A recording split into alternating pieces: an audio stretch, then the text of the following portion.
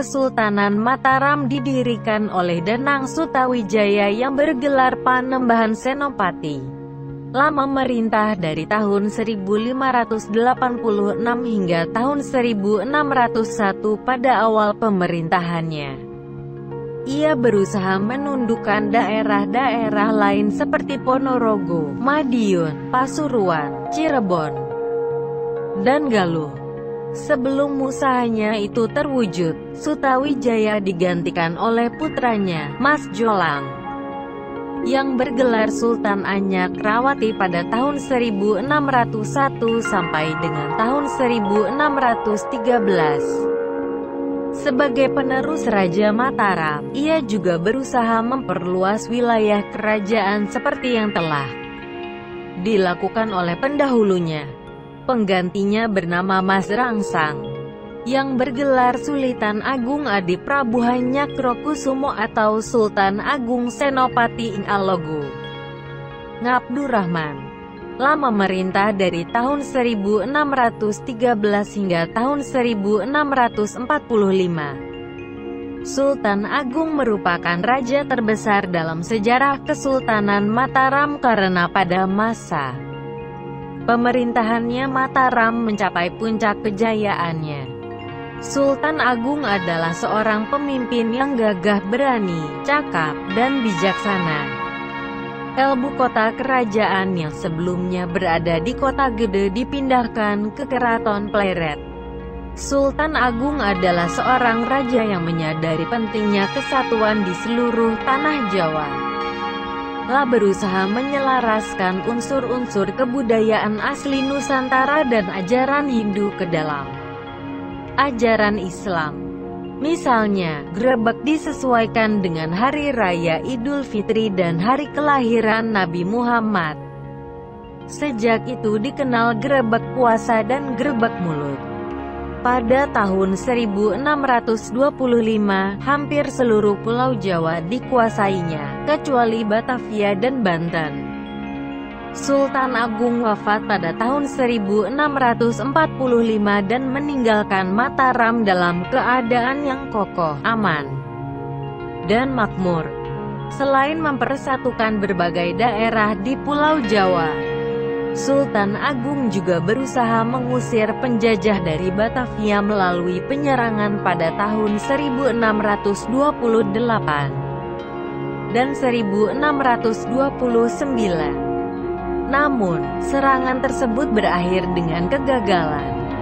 Kegagalan ini disebabkan oleh jarak tempuh dari Mataram ke Batavia yang terlalu jauh. Diperkirakan jarak tempuh Mataram sampai Batavia berkisar antara 1 sampai 2 bulan berjalan kaki. Oleh sebab itu, bantuan pasukan sulit dipenuhi dalam waktu singkat.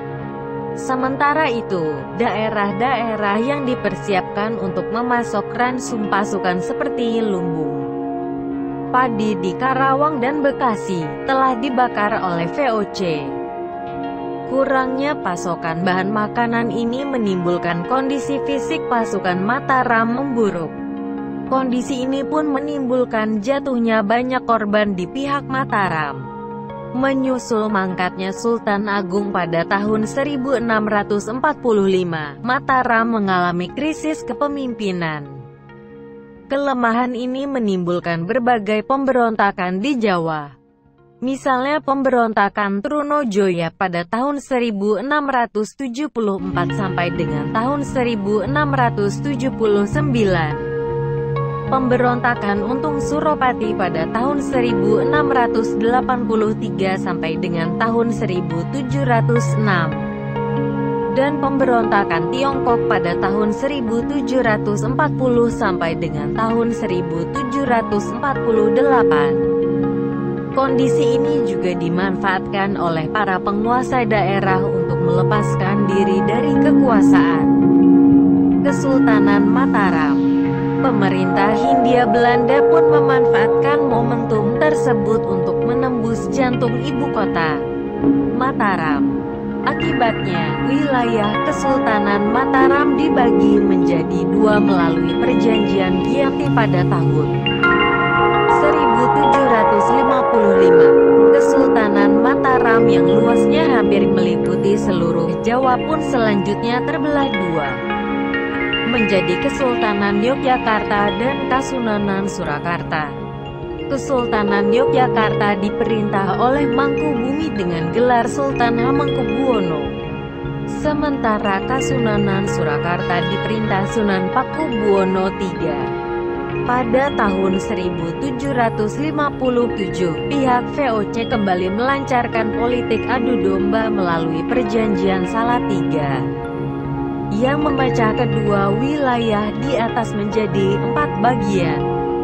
Sebagian Surakarta diberikan kepada Mangkunegaran selaku adipati tahun 1757.